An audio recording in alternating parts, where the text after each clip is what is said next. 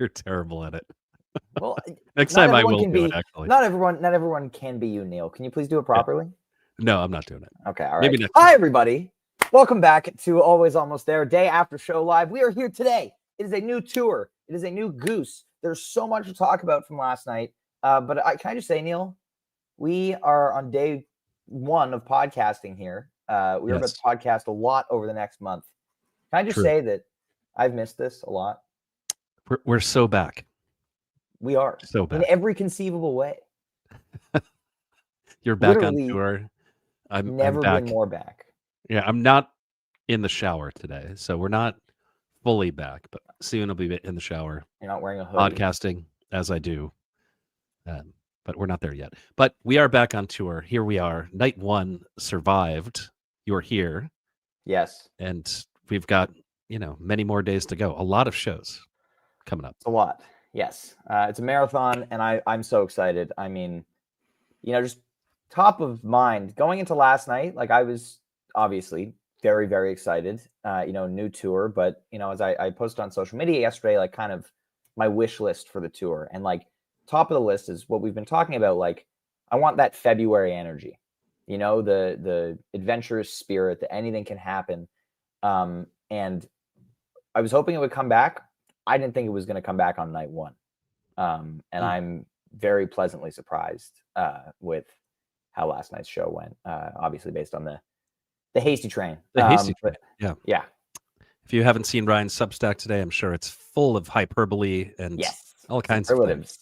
So go check that out. Lots of words. But what did you think, Neil? From the couch, and you kind of listened this morning as well.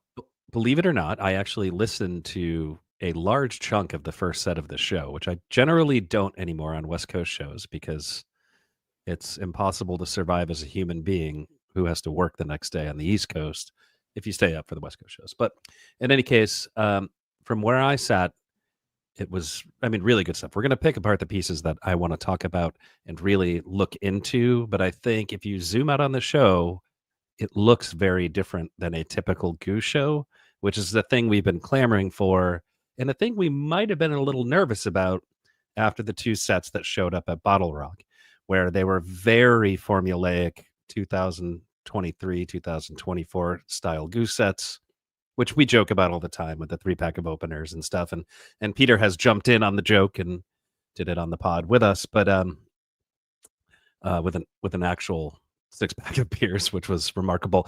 But in any case, I think when you think about Bottle Rock and you think about what that could have led to, that was a little scary. And then what we got last night was obviously very different than what that would infer that you were going to get. Yes. Well, let's dive right in here. Off the bat, this could be a 3-pack someday, but we don't have the data yet. How it ends. Go ahead. I just look, can we talk about the venue for a second? Because I have questions. Yeah. And we normally, when we have a guest, we talk to the guest about the venue, the vibes, and all of that stuff. So before we dive into the set list, I do have to ask you about this venue, because when I look at a picture of this venue, I say, oh, it's one of those new style venues where everybody's like right on top of the band, but it's not. Yeah. This venue is about 60 or 70 years old. Yeah. And it's a weird looking place on the outside. So can you tell me about what you experienced there? Rectangular, like granite thing. The layout's super weird. Like you kind of enter underground and then you have to go upstairs into the lobby.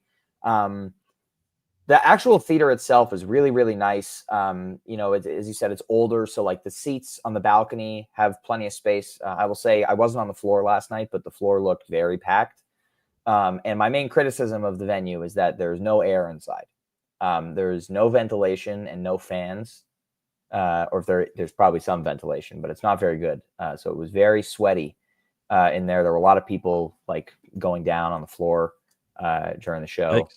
Yeah, it was really, really hot in there. And I think some people weren't expecting it to be like that. So hopefully there are changes tonight. Haps said where he was on the balcony, he saw there were like a bunch of vents right above him and nothing was coming out. So hopefully they can fix that tonight. I did see security passing out free water on the rail. So, always good to see that taking care of people. But yeah, if you're going to the show tonight, just be careful. Make sure you're staying very, very hydrated because especially if you're on the floor, because it is stifling. No, the cap is like a tropical breeze compared to this. Tropical breeze. Yeah. I realized it didn't really hit me until like mid-second set, and I was like, I am soaking in sweat at the moment. Because you expect really that in the hot. summer. I mean, it is not yet summer; it is May, Right. still, only for a moment. But yeah, that sounds not so great. But in terms of the sound of this venue, good, bad, Yeah, highs, loved lows. it. This is not Goose's PA. Loomis said that they get to use it for the first time for this tour on Friday in Bend, which he's very excited about. But yeah, for it not being the band's PA, it sounded great. Small room, and so this to me felt like, the February energy. Like your Grand Rapids, your Milwaukee, these smaller, 3,000-4,000 capacity theaters. And that's kind of the cool thing about this tour, because we're starting with 2 nights in the small theater. And then, we're playing these huge amphitheaters, and then a couple of more smaller theater gigs, some more huge amphitheaters, and then MSG. So we're going to see like all types of different vibe. And, there are certain jams that aren't going to happen on Friday in Bend because it's like sunset next to a river. Like they could, for the record, but like, I feel like a jam like last night's Creatures, for instance, doesn't happen at 7:45 p.m. like when the sun is setting. That's what happens at 7:45 p.m. when the sun is setting and Goose is playing outside? What? The best shit. The Westville Rockdale, I guess. You think of Westville Rockdale, you think of the Perry Western Sun, you think about. That's true. I'm just thinking more in terms of like the style of jamming. I didn't say they won't play anything good, because I have a feeling that they're going to. But I mean, that kind of like dark and churning stuff, that specific kind, doesn't happen as much when it's light out. So it's cool to kind of contextualize that when we're talking about the music and what the vibe is, because you're getting full Getty lights for this. The rig currently is insane. You have the curtain. There's so much going on. I was more off to the side. So and talking to some people who were dead center, they were like, yeah, it's insane. But can I tell you one thing about the stream? I have one thing to say about the stream from the couch.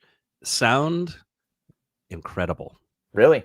I mean, better than streams I've heard before. Folks, you can disagree in the chat. If you disagree, let me know. But when I turned that thing on, I was like, whoa. Like, it sounded like I was coming right off the boards on Bandcamp, the next day or next 3 days or whenever we get them. But yeah, it sounded remarkable. Yeah. And I think that enhanced the show experience at home, because I really did enjoy even the mundane parts of the show, which we'll get into. There's like one mundane part of the show. Right. And it has a When the Saints Go Marching in tease in it. Yeah, and it's also a particularly hot open to a song. But so yeah, let's get there. Why don't we do let's get into the show. So as I said before, it's not a 3-pack yet because we don't have the data on 2 of these songs, but it very well could be. So stay tuned. But How It Ends, Iguana Song, Flow Down to Open. How It Ends opener is the statement, right? It's, first of all, this song is in the rotation now. Like, it's not just going to be we play it at the end of a tour or whatever. Second of all, we're not opening with what you expect us to open with. Like, they could have very easily pulled a Mr. Action, pulled a Flopener, even like an All I Need or something that you'd be like, all right, an opener. But How It Ends feels like a very purposeful, like, we're starting the tour off, we're catching you off guard. This is not what you thought was going to open this show. And then following it up with Iguana, which is already expanding from what we saw in Mexico. The jam's so good. It is Rick yelping, Neil. It is. You know what? I went back and listened to it a little bit closer. I just kind of assumed it was Peter, because Peter will do Rick that kind of thing. Yelp. It is. Yeah, it is. I didn't really think so on first 2 listens. And then I did my re-listen today with a very critical ear. And I was like, oh, yeah, that is Rick. And that doesn't sound like a thing that he would normally do. But yeah. You got to cue it somehow. Yeah. And then the flow down, it's a flow down. It was fun. When the Saints I like that. The flow down had a particularly hot open to it. Really? And it had the teas in there. And it was, I don't know, it was not the regular flow down treatment, which I get excited about when you don't have the regular flow down treatment. But can we back up a couple steps? Because I want to talk about these first 2 songs. Yes. How It Ends when they played it at the Cap, I was like, oh, it's an okay song. It's gonna be another one of those mid-set slow tunes, and it is what it is. It'll be like a Turn Cloud, sorry, Josh, or something like that. And then what they did last night got me wondering, wow, I mean, this song really it's special, and it's grown on me immensely since Mexico. Last night's version was really, really good. The lyrics are just beautiful. So cinematic. Oh, it's such a good song. Yeah. And thinking further on it, a lot of folks are talking about the dog tick, which, if you don't know what we're talking about, is Atlas Dogs, How It Ends, and Silver Rising being in some way connected. I've listened very closely to the lyrics a bunch of times now, which I hadn't when they played it at the Cap. In no way related. There is no dog tick, in my opinion. Hey, you've heard it here first. And all that I am fades away. Yeah, right, just that. So imagery. We talked about this the other day. There's consistent imagery across Goose songs that aren't necessarily connected. Sure. For a long time, people thought that Seekers 1 and 2 were connected to Elmeg and Travelers. They're not. Yeah, real ones remember the Jive Goose Nugs playlist, the Heart, the Sun, the Arrow, and the Sea. Yeah, that was deep. If you remember that, that's a real deep cut. The saga that he made up about a bunch of Goose songs that we should dig that up. Next time we talk to one of the band members, we should ask them about that. We should. Like, Jive Goose made this playlist in 2020. Anyway. Yes. So the Iguana song comes next. So for a 1-2 punch in a show, holy smokes, you and I tweeted like about the same time, the same thought, which is kind of funny. And yeah, that song's sick. We get like a lot of 2-guitar Goose now, and I don't know what it is exactly, and maybe it's just kind of a coincidence, or maybe it's not. Maybe Peter all of a sudden has said, you know what, I finally am comfortable enough on the keys where I feel like I can start playing guitar more. I think that's maybe that thing has happened. Yeah. And the thing that's really exciting about that is you get things like Iguana Song, and it rules. And there's like such proggy goodness in the middle of this song. And I just want them to keep writing proggy songs like this because it's sick. Well, I loved it in the spot.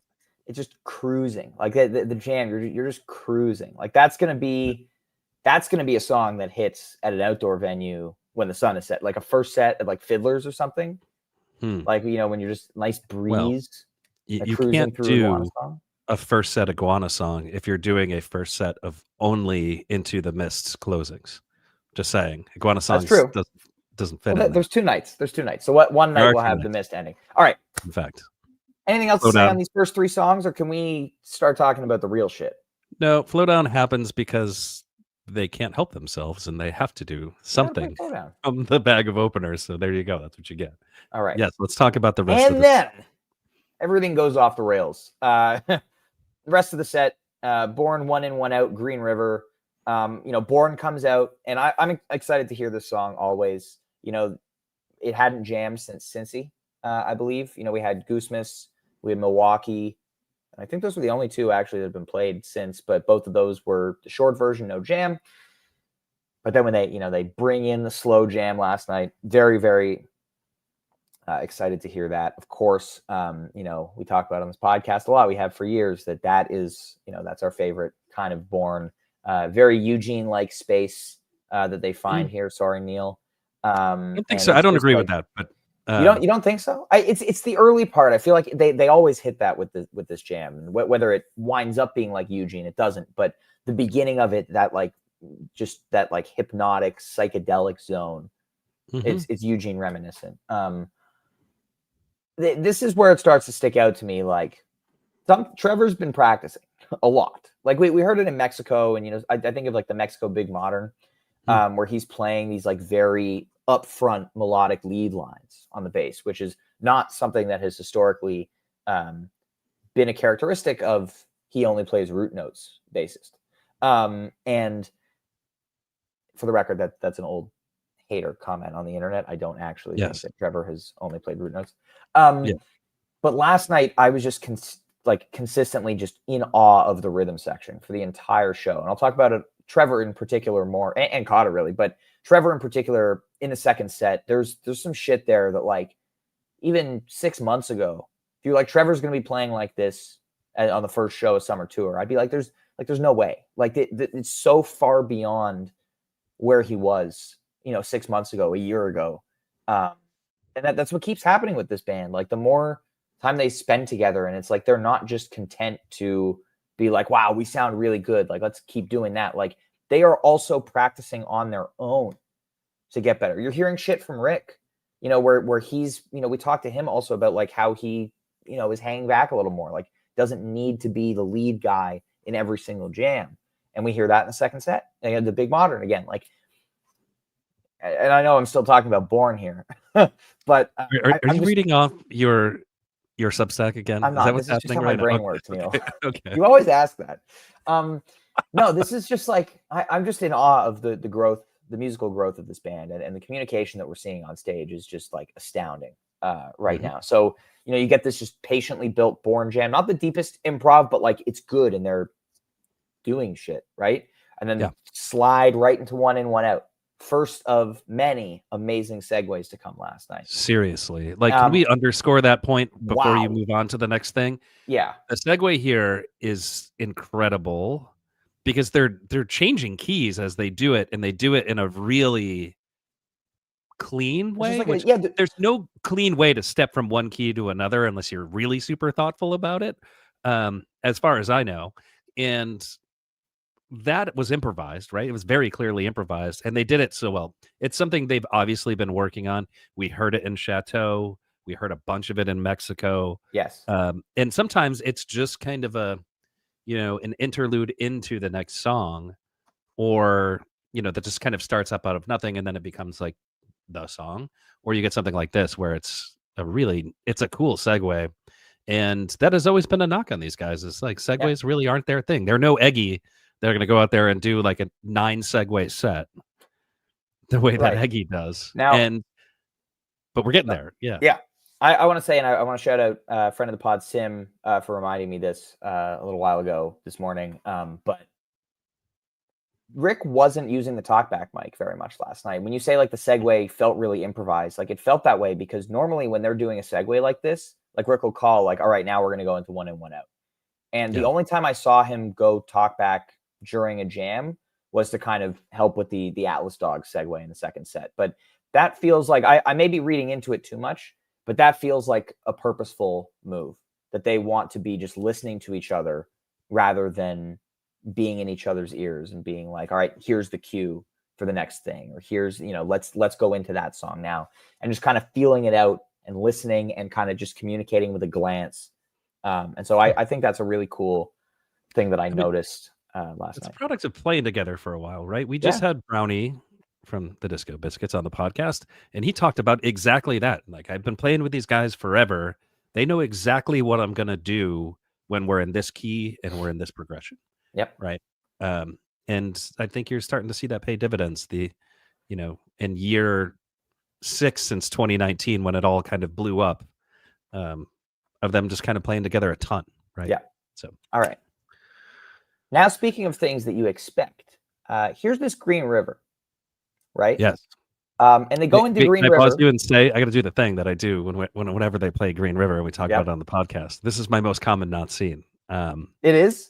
It is. It's still my most common not seen. It's in like the high 30s at this point. I actually wanted to look.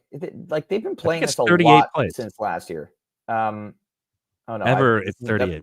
Wow, it was only my second Green River. I guess they've just been playing it a lot.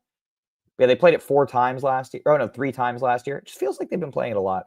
Anyway, if they're gonna play it like this, they can play it every show. Absolutely.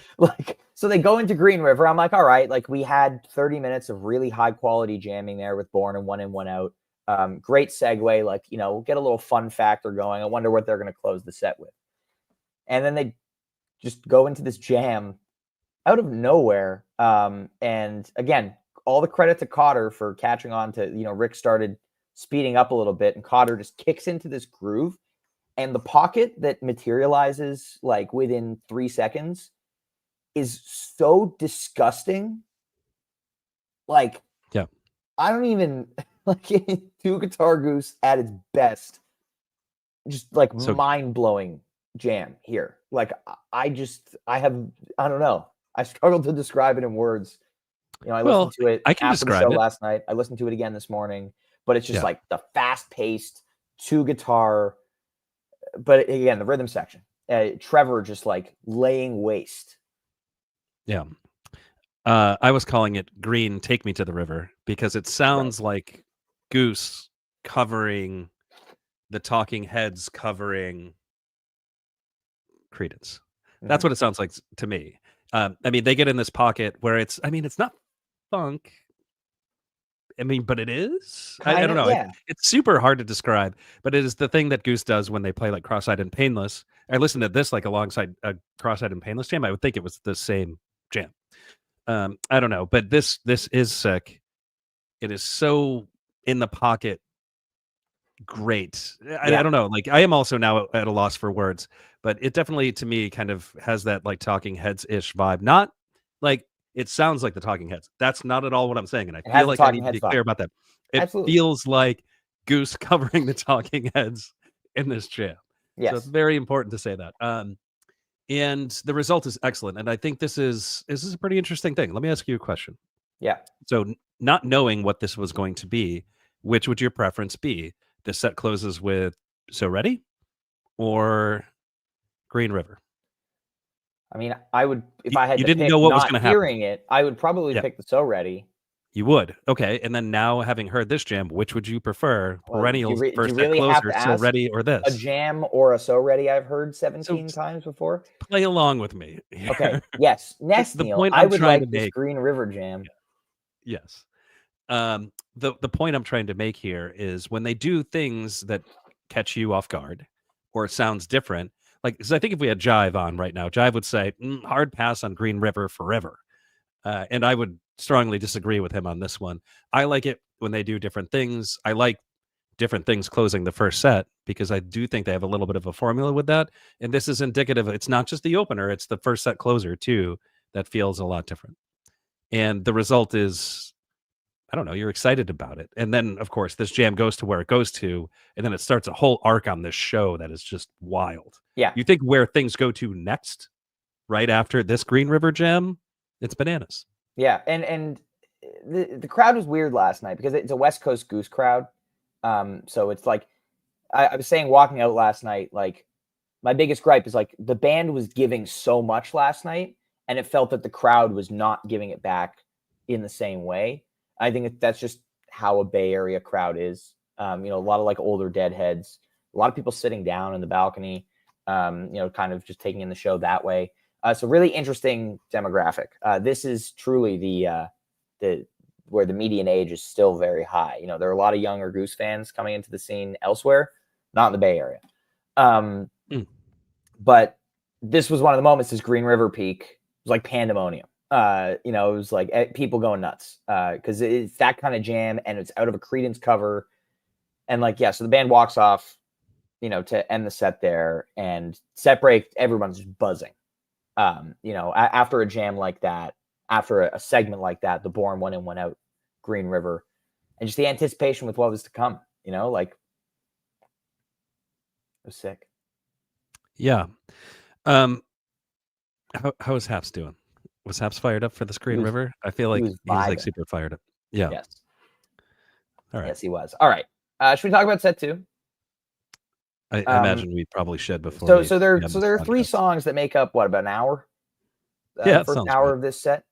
I haven't done set times or song times at all yet, and either. I feel like they're gonna knock my socks off when I look at them. But so I think I'm gonna look at pull up the set list thread from last night, kind of get a good idea of where we were at. While you're doing that, let me talk about Big Modern. Wow. I mean, the thing that kind of struck me when I listened to this, Big Modern has yet to do like really intricate musical ideas, but I think what it does do is get in a space and go hard. I think every version kind of does that, and it progressively gets harder and harder and harder. And it reminds me of the arc of Thatch as a song, where it just kind of gets, a little bit better every time they play it. The only thing that kind of disrupts that theory is the fact that they did the, 40-minute version at Holmdel. But in any case, I think it improves every time they play it. I think it kind of stays in kind of the same zone still. I think it eventually won't. I think it'll do more, and I think it'll be one of their bigger jam vehicles, even though it kind of is already. But the rhythm section in this, Oh boy, and it just Otter Ellis. continues the arc. Like it's just nuts. Like they go Let me from just that say, Green River right to this. let me just say, I had a Yeah. moment in the last few minutes of this Big Modern Jam, and where I was on the balcony, I was like overlooking Cotter.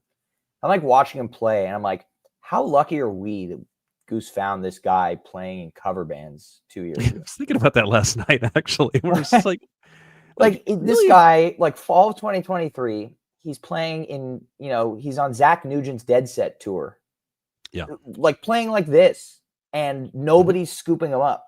So shout out to Goose for finding Cotter, and shout out to Cotter for being absolutely insane at drums. Yeah, he's pretty good. Like I feel like even he, I mean, has come so far from the beginning of last year. Like Well, this I kind of mean, play. I I mean, think and now being by himself, like that makes there's so much space during some of the jams last night, and where Cotter's able to play with dynamics so much, which we'll talk about when we get to this old C. which is, But I I mean, that's the actually, secret sauce is how he messes with dynamics, right? yeah, But and yeah. I'm gonna go ahead and disagree with you. I don't think this Big Modern does what Big Modern usually does. It started in that zone, started very similar Mexico kind of building, kind of like a rising tide, if you will. First blush, I like it better than Mexico, but go ahead. Yeah, are you kidding? this Yeah. makes Okay. All Mexico right. I look like thought we were nothing. going somewhere else. Okay. All right. No. But so I was waiting for it to do the Mexico thing where it like builds and builds and builds, and then you get that cathartic peak, and you don't get that cathartic peak in here. It just keeps building tension for 23 minutes basically, and then it goes into another section where they get quiet and they build more tension, and the resolution doesn't come until Creatures. Like you don't get any sort of release until the Creatures jam, right? So this Big Modern, yeah, it was just blowing me away. It feels like they were consciously trying to do something different, and that will just happen with the way that Cotter and Trevor are playing.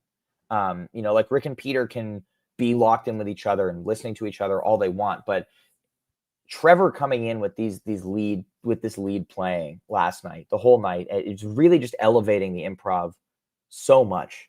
There are sections of this where Trevor's just like emphasizing this one like kind of 2-note phrase, I think, in this Big Modern, and I was just like, jaw on the floor. Like they're so connected right now. Yeah, And so that's why I'm going to recently. Yeah. say like this is going high on my playlist right now. This is hasty. Oh boy. But this is Yeah. going high on I my don't playlist. agree with that. I don't agree with that. I I'm need to going to listen say again, but this is not Big Modern bias, just for the record.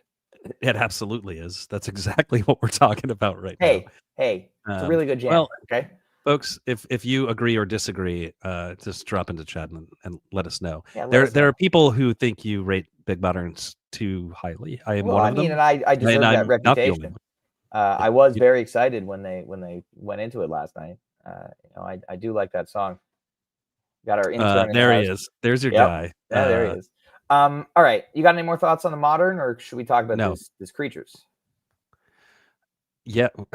Yes. This creature's bears discussing. It's kind of shocking. I don't know. Nobody told me this was going to be good. I expected copious notes when I woke up this morning. I didn't get those. So I kind of actually went in pretty blind, which I don't usually when I listen the day after the show. Usually I have 100 text messages from you, notably, and others. And I didn't get that last night, or I didn't look at it. And then I was were listening to messages. this thing, and it was Creatures, and then it wasn't. Yeah. And wow, I mean, this is exciting stuff. Again, we're doing something different than what we're used to. So it really takes you by surprise. And it took me by surprise. I was like, when you're just kind of listening and you're kind of like passively listening, there are songs that I will do that with, like Creatures, for example, when I'm just kind of trying to get through the set and trying to do the whole re-listen. And I don't ever expect Creatures to do much. And obviously that's not the right approach here, because this was sick. And then it kind of got me where it was like on in the background. I was like, whoa, like, yeah, like how what? did we get here? And then I had to like kind of check and make sure that I was still listening to Creatures and we hadn't gotten into something else and I wasn't paying attention.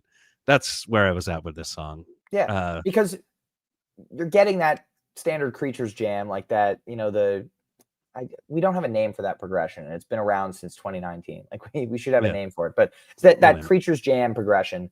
And initially they went into it. Rick started doing it, and I was like, all right, this is going to be Creatures for a while. And my take is that this kind of thing is going to be the new normal. Again, very hasty because we are one show into the tour, but hearing last night, I think that they are just so inspired right now that we're going to start seeing things like this in every version of Creatures. Maybe not exactly like this, but I don't think we're going to get a 19-minute just straight ahead Creatures peak anymore. I think that they want to be doing cool shit like this, and these like little pockets of like dissonant builds that they're doing in here, and each one is it's a little bit different and a little bit more vicious. And you have the one where Peter does like that ascending synth thing as they drop back into the peak. Like it just feels like they're coiling and then like springing forward and then coiling again, and in a different way. Like it again, it's the communication, it's the listening. I'm going to say that so many times, and I will hopefully be saying that for the next month on every single episode of this podcast, where I'm just like, holy shit.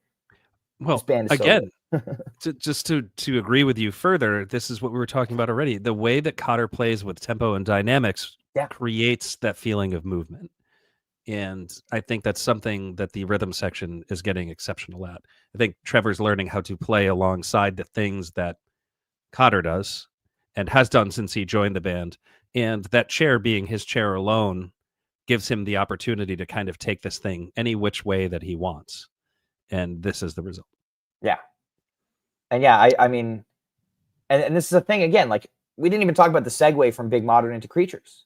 Like this is they're crafting these sets now where it's like narratives. And I love the ending of Big Modern. I'm not upset that they didn't finish it last night. There was a time not that long ago where I was like, Big Modern should never be unfinished. But I'm also a big proponent of, if you're way out there, you do not need to reel it back in. You do not need to come back. Like, keep going. Make that segue into Creatures rather than force the ending of Big Modern, hard stop, and then go into Creatures. They're just flowing, and then the Creatures jam gets inspired like this, and then they don't stop before going into This Old Sea. And This Old Sea expands the way that it does. This is 3 jams. Big Modern was 23. Creatures was 19 or so. This Old Sea was 18 or 19. And this sea is the greatest example of the listening and communication that we saw last night, I think. There's this one point, they're in that pretty standard, if you will, This Old Sea zone. Cotter doing that Leo ride cymbal pattern that I love so much.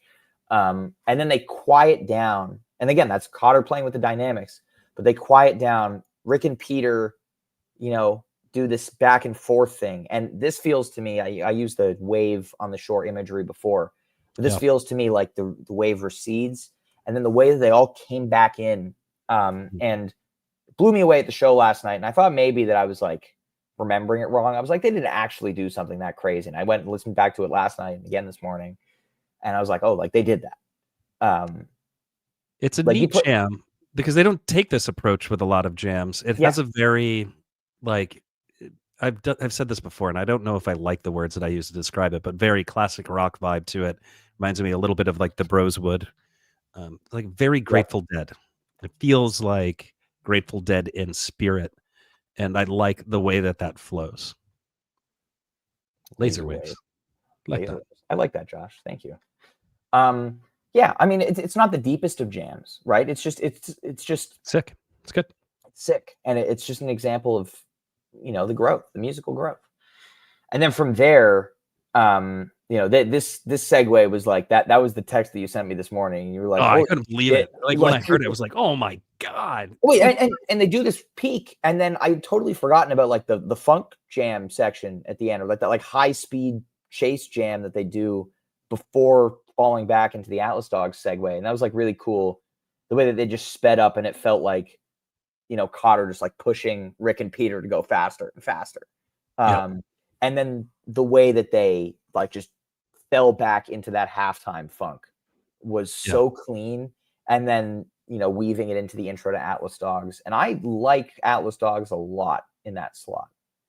I was two approaches to thinking about this Atlas Dogs. Yeah. And I like the way it shook out. I think some people who like to be critical of set lists and say you should have done it in this order, which I don't do.